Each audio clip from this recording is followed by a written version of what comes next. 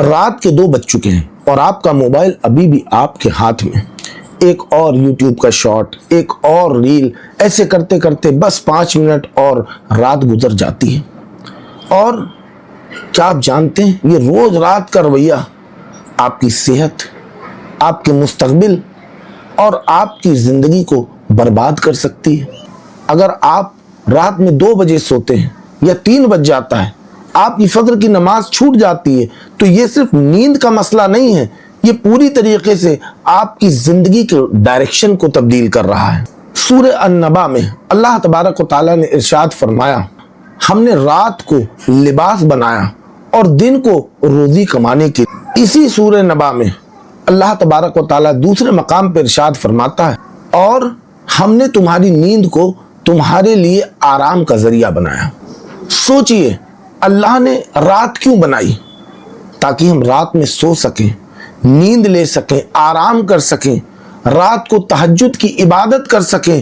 اللہ تبارک و تعالیٰ نے رات کو اس لیے پیدا فرمایا، نہ کہ گھنٹوں موبائل فون چلانے کے لیے، گیم کھیلنے کے لیے، ریلز دیکھنے کے لیے۔ صحیح بخاری صحیح مسلم کی حدیث ہے، حضرت ابو برزہ رضی اللہ تعالیٰ عنہ ارشاد فرماتے ہیں کہ اللہ کے رسول صلی اللہ تعالیٰ علیہ وسلم عشاء سے پہلے سونا اور عشاء کے بعد بے مقصد بے معنی گفتگو کرنا اسے پسند نہیں فرماتے تھے۔ جب اس زمانے میں بے مقصد بے معنی بات چیت کو نبی پاک صلی اللہ علیہ وسلم پسند نہیں فرماتے تھے، تو آج ہم ان کے امتی ہوتے ہوئے 3 گھنٹے 4 گھنٹے رات کو موبائل اسکرول کرنے میں، یوٹیوب کے ویڈیوز دیکھنے میں، شارٹس دیکھنے میں، گیم کھیلنے میں برباد کر رہے ہیں۔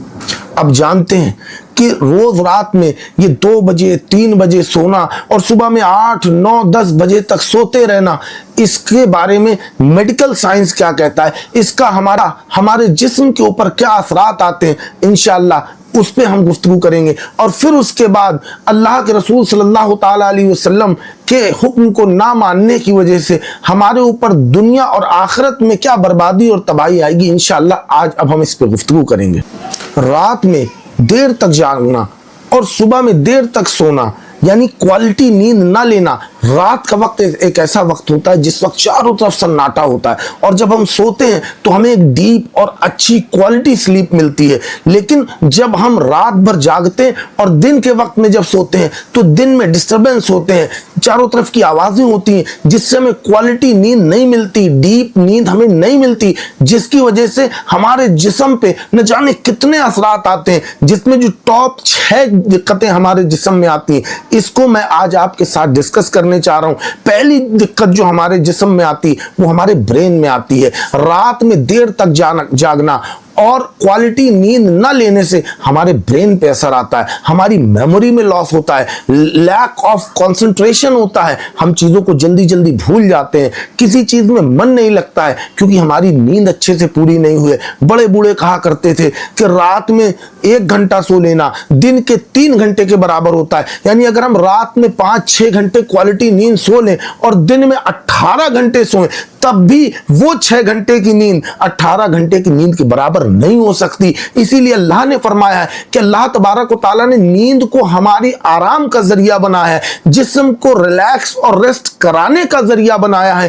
اور اسی طریقے سے اللہ تبارک و تعالیٰ نے قرآن میں فرمایا کہ رات کو اللہ نے لباس بنایا ہے، یعنی لباس میں جس طریقے سے ہم چھپ جاتے ہیں، اسی طریقے سے رات میں بھی ہمیں اپنے بستروں میں چھپ کے آرام کرنا چاہیے اور دن میں روزی کمانی چاہیے۔ تو جب ہم رات میں دیر تک جاگتے ہیں اور دن میں دیر تک سوتے ہیں تو ہمیں لیک آف کنسنٹریشن ہوتا ہے، ہمیں میموری لاس ہونا شروع ہو جاتا ہے، تو یہ ہمارے برین پہ افیکٹ آتا ہے۔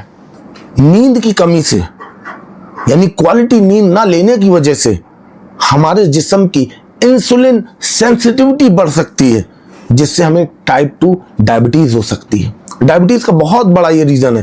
آج وقت میں نوجوان نہیں سمجھ رہے ہیں، 18 20 سال 22 سال کی عمر ہے اور رات بھر جاگ رہے ہیں، انہیں نہیں پتا کہ جب یہ 30 سال 35 سال 40 سال کی عمر میں ہوں گے تو یہ راتوں کا جاگنا انہیں ڈائبٹیز کا مریض بنا دے گا، ان کی انسولین سینسٹیوٹی بڑھ جائے گی۔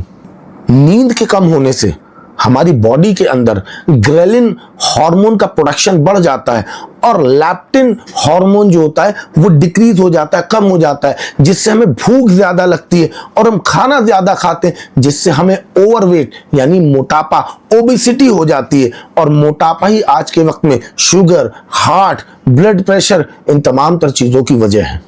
क्वालिटी नींद ना लेने से हमारी बॉडी में स्ट्रेस बढ़ता है और स्ट्रेस बढ़ने से हमारी बॉडी के अंदर एक हार्मोन होता है जिसे कॉर्टिसोल कहते हैं। जब ये कॉर्टिसोल का प्रोडक्शन हमारी बॉडी में बढ़ जाता है तो हमें एजिंग होने लगती है, चेहरे पे झुर्रियां आने लगती हैं, बुढ़ापा झलकने लगता है, बाल झड़ने लगते हैं, बॉडी की इम्यूनिटी कम होने लगती है और साथ ही साथ हमें ब्लड प्रेशर की प्रॉब्लम होती है, हमारे हार्ट में प्रॉब्लम होने लगती है। ये सारी दिक्कतें शुरू होती हैं रात को देर तक जागने से। कम नींद और मेटाबॉलिक डिस्टरबेंस की वजह से हमारी बॉडी में जो मेटाबॉलिज्म का पूरा काम करता है, जिसे लीवर कहते हैं, उसमें प्रॉब्लम आने लगती है और हमें फैटी लीवर की प्रॉब्लम हो सकती है।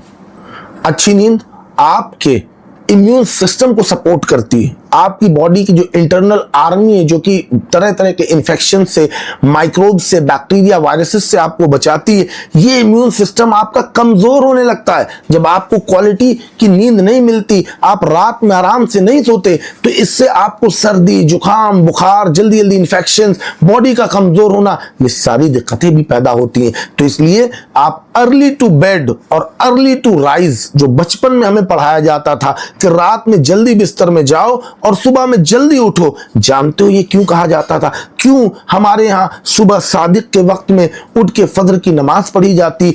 क्यों हिंदुइज्म में, हमारे हिंदू भाइयों में एक वक्त होता है जिसे ब्रह्म काल कहते हैं? तो ये जो वक्त होता है ब्रह्म काल का, या ये जो वक्त होता है जिसको हम लोग सुबह सादिक का कहते हैं, ये वो वक्त होता है जब ना रात होती है न दिन होता है, रात जा रही होती है, दिन आ रहा होता है। तो सुबह सादिक का वक्त, या जिसे ब्रह्म काल कहते हैं, इस वक्त पूरे यूनिवर्स में एक बहुत ज्यादा पावरफुल एनर्जी का फ्लो होता है।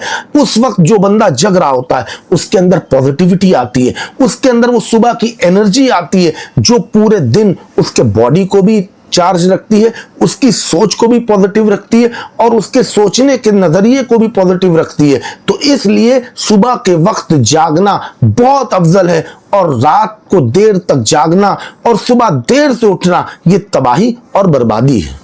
अल्लाह के रसूल सल्लल्लाहु ताला अलैहि वसल्लम ने इरशाद फरमाया, अल्लाहुम्मा बारिक ली उम्मती फी बुकरिहा।